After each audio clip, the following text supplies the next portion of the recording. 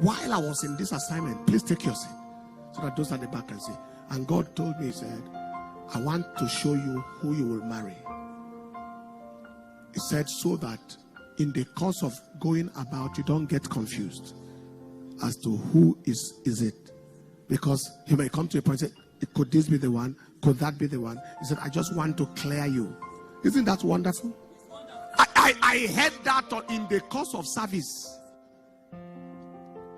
And so that you can be married to somebody who will not frustrate your life and frustrate your ministry and frustrate your destiny.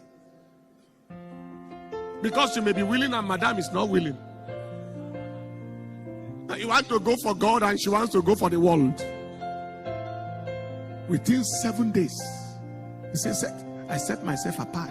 Within 7 days, clear identity of who it was. I said, really? I know the sister.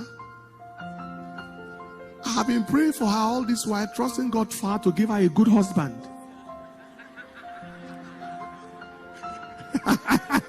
He said, you are a good husband. That was the truth. I mean, it wasn't in my mind at all, but that direction came in the course of service. I was in the same university with my husband, in the same medical school for how many years? How many years was this? I was in my fourth year or fifth year? Fourth year. I was in my fourth year. And I had never seen him. My husband, that's Brother Paul then. I didn't know him.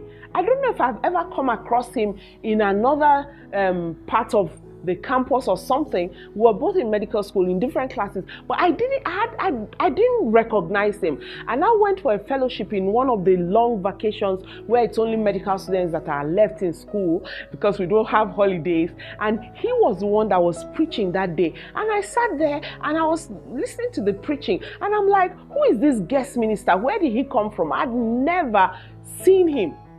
Of course he knew me because I was the professor's daughter.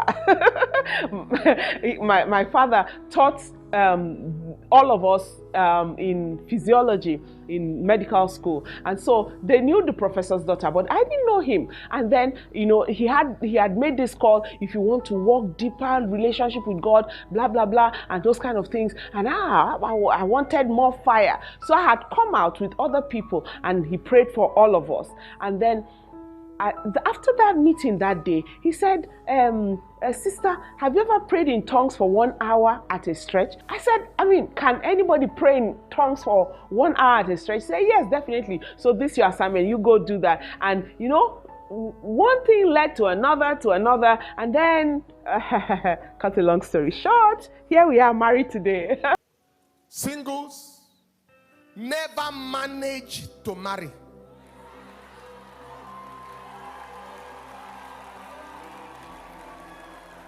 Let me say it again. Never manage. That is, let me just marry him. Even though it's not a perfect picture of the man I'm looking for.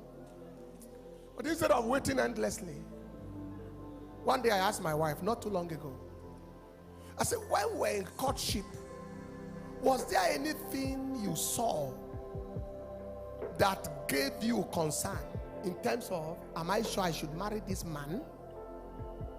And her answer is a capital no.